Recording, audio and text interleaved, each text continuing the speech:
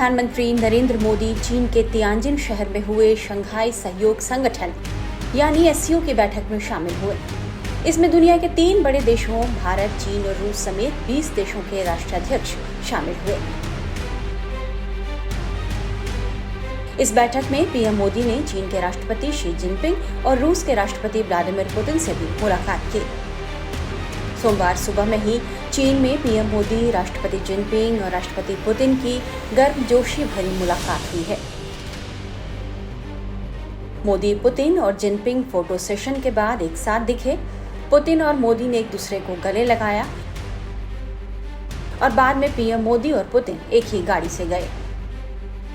ये मुलाकातें तब हुई जब ट्रंप ने भारत पर 50% का हैवी टैरिफ लगाकर भारत के साथ अपने रिश्तों में तल्खी पैदा कर दी है। ऐसे में तीनों नेताओं की मुलाकात को अंतर्राष्ट्रीय मीडिया काफी तवज्जो दे रहा है, लेकिन भारत, चीन और रूस की इस तिकड़ी ने अमेरिका को बेचैन कर दिया है। एससीओ समिट भारत, रूस और चीन के लिए एक ऐसा मंच बन गया जहां अमेरिका के सुपर पावर के ओहदे को चुनौती दी जा रही है।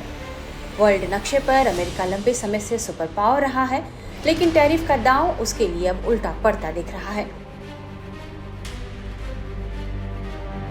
विशेषज्ञों के मुताबिक भारत, चीन और रूस का यह स्टैंड और एससीओ समिट अमेरिका के वैश्विक नेतृत्व के लिए एक उभरती चुनौती हो सकती है। खासकर चीन और रूस के केंद्र में भारत के होने से अमेरिका घबरा गया है। तभी तो मोदी के चीन जाने के बाद घबराए अमेरिका ने भारत को लुभाने के लिए एक नए आइडिया पर काम किया। सोमवार सुबह अमेरिकी दूतावास ने भारत अमेरिका संबंधों को लेकर एक ट्वीट किया। भारत में अमेरिकी दूतावास की ओर से किए गए इस पोस्ट में कहा गया है कि संयुक्त राज्य अमेरिका और भारत के बीच साझेदारी लगातार नई ऊंचाइयों को छू रही है, जो 21वीं सदी का एक निर्णायक रिश्ता है। अमेरिकी दूतावास ने कहा कि यह हमारे दोनों देशों के लोगों के बीच की स्थायी मित्रता ही है जो इस यात्रा को ऊर्जा प्रदान करती है। इस पोस्ट में अमेरिकी विदेश मंत्री मार्क रूबियो का एक बयान भी है। इसमें उन्होंने कहा है कि भारत और अमेरिका के लोगों के बीच गहरी दोस्ती हमारे संबंधों का आधार है। भारत, चीन और रूस की तिकड़ी को लेकर विशेषज्ञ क्या मान रहे हैं, आइए आपको सुनाते हैं। तो कह सकते हैं इंटरनेशनल डिप्लोमेसी थोड़ा बहुत शतरंज तो चलता है, लेकिन आप सिर्फ इतना समझिए कि हिंदुस्तान और चीन के बीच में जो एक चार साल से जो एक मतलब शायद ये रिश्ता कुछ बिखर गया था, और उस रिश्ते को जितना संभालने का काम पिछले 3-4 हफ्ते में हुआ है, उसकी भी दाद देनी चाहिए, क्योंकि हमें चीन के साथ कोई परमानेंट हॉस्टिलिटी तो नहीं करनी है ना। और डिप्लोमेसी का मतलब होता है कि कैसे आप अपने दोस्ती का दायरा कितना आप बढ़ाते रहे हैं। और प्रधानमंत्री मोदी ने तो जो मैसेज दिया है दुनिया को, जो एक सुपर पावर के खिलाफ खड़े होके और प्रिंसिपल के ऊपर खड़े होके, उसका ये असर है। अब चीन जो है प्रधानमंत्री मोदी के लिए बिल्कुल नई आंखों से देख रहा है कि हाँ, वो अपने देश के लिए खड़े हो सकते हैं। तो जब कोई भी देखता है कि एक प्रधानमंत्री, एक लीडर अपने देश के लिए खड़ा हो जाता है, तो उसकी इज्जत जो है स्वाभाविक बढ़ जाती है। जापान ने 69 बिलियन डॉलर का हाईटेक का इन्वेस्टमेंट अनाउंस किया है इस विजिट पे। जापान ने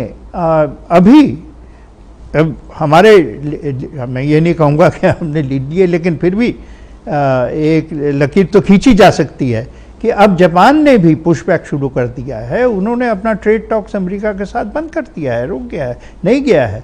तो अमेरिका को मैसेज मिल जाएगा कि देखो, भारत के साथ भिड़ने की एक असर भी होती है दूसरे देशों पे। तो बुलिंग नहीं चलेगी? नहीं, सब प्रश्न नहीं होता है।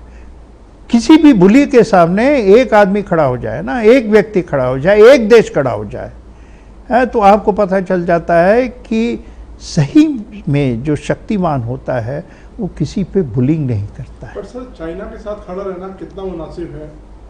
देखिए, हमें पता है कि किस तरह के रिश्ते रहे हैं। देखिए, पाकिस्तान का समर्थन वो करता है, हमारे बॉर्डर पे लड़ाई हुई है। देखिए, बिल्कुल हम ऐसी बात नहीं है कि एक दिन में सारी समस्याएं ख़त्म हो जाएगी, लेकिन ये भी समझना चाहिए कि अभी खबर आई है कि चीन ने पाकिस्तान का एक $7 बिलियन का रेलवे प्रोजेक्ट था, उसको फाइनेंसिंग करने से रोक दिया है।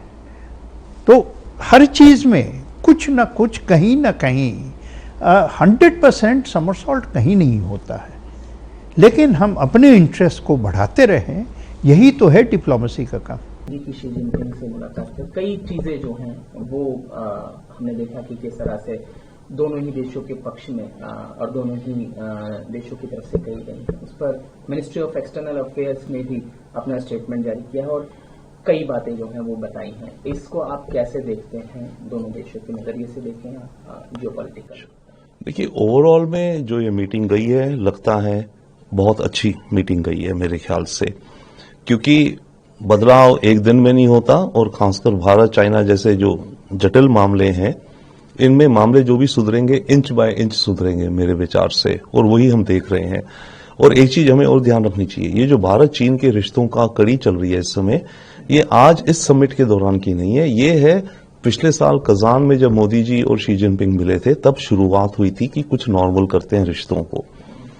अब वो तो इत्तेफाक है कि एससीओ की समिट हो रही है इस समय, जबकि ट्रंप के टैरिफ का सुनामी चल रही है दुनिया में, और वो समिट चाइना में हो रही है। ये समिट हर साल अलग अलग देश होस्ट करते हैं, तो इत्तेफाक है कि चाइना में हो रही है ये, तो इसलिए माइक्रोस्कोप में बहुत आ गई है सबके, और भारत चीन के रिश्तों को लेकर के। तो आउटकम जो है मेरे हिसाब से पॉजिटिव है, क्योंकि देखिए इस समय दुनिया में एक नया वर्ल्ड मैट्रिक्स बन रहा है अंडर कंस्ट्रक्शन। कोविड के बाद दुनिया रुक गई, दुनिया का कंप्यूटर दोबारा चालू हो रहा था, फिर रशिया यूक्रेन वॉर हुई तो सारे जियोपॉलिटिकल मामले टाइम टाइम फिस हो गए एक तरह से, राइट, और फिर ट्रंप आए।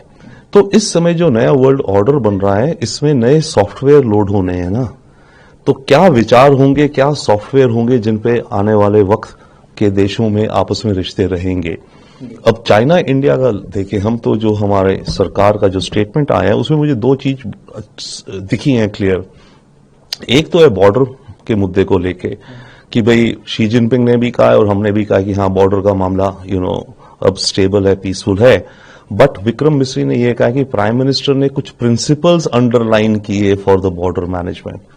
अब वो प्रिंसिपल्स हमने क्या बोले वो हम कह नहीं रहे, पर इसका मतलब क्लियरली बॉर्डर के मुद्दे को लेके, बॉर्डर मैनेजमेंट के मुद्दे को लेके जो बातें हुई हैं उसमें भारत ने अपना क्लियर पक्ष रखा है, एक तरह से रेड लाइंस कह लीजिए आज की भाषा में, कि हमें क्या परेशानी है अगर बॉर्डर ऐसे नहीं होता।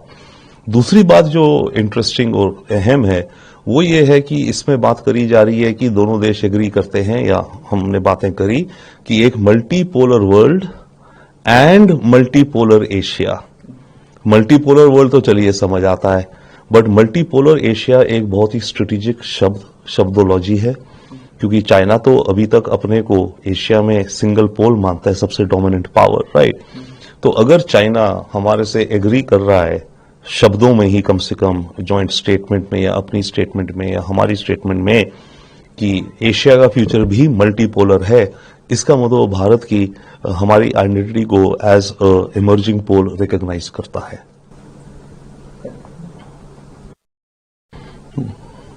Sir, your reaction on MUA statement?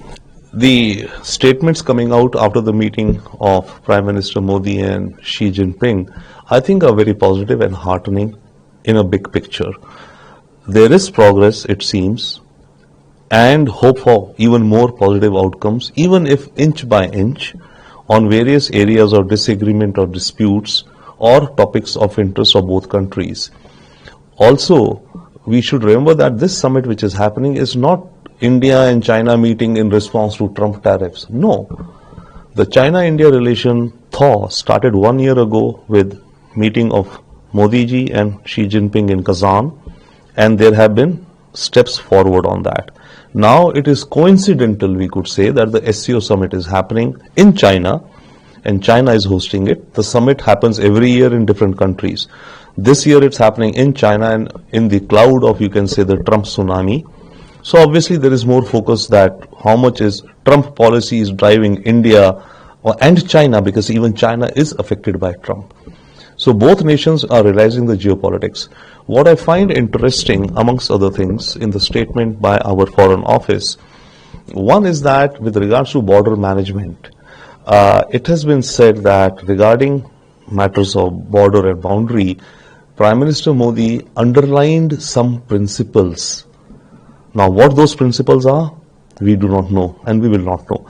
But that means Prime Minister Modi has clearly indicated to Xi Jinping some principles or some red lines regarding our boundary dispute or the issue of boundaries. The other thing which I find interesting is that in our statement that the emerging world matrix is of a multipolar world and a multipolar Asia. That's important to note because China considers itself as the eminent power of Asia, as the sole pole of Asia.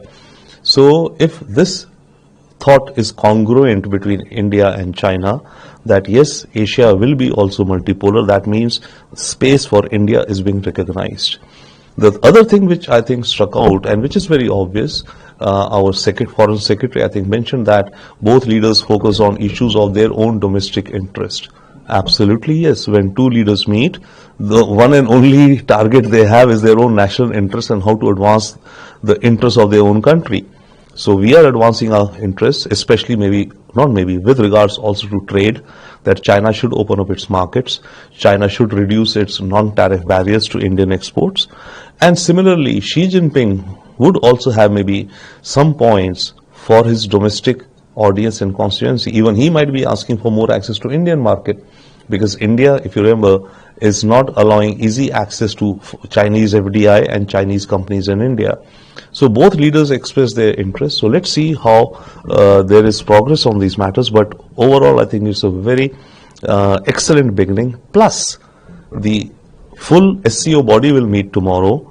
So this means that a joint consensus in SCO or a joint statement could emerge, which would, bind this organization much closer together.